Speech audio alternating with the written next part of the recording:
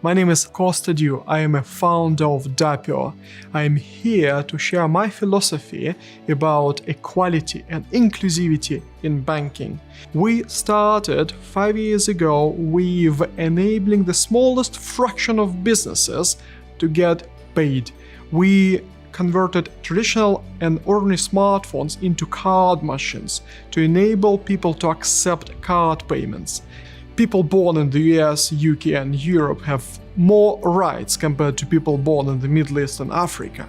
By default, we give equal rights and pursue inclusivity, providing financial services to those who are born with less rights.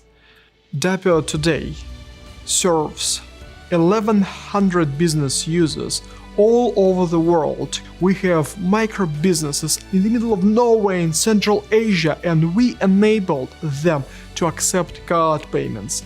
I spent 5 years on enabling a fundamental part of getting people paid, and I have 15 years more ahead of me to deal with and to add to a scope of my services. That's why I am here on this competition, just to find the opportunity to fuel my future steps to go further and deliver the entire scope of product to our customers.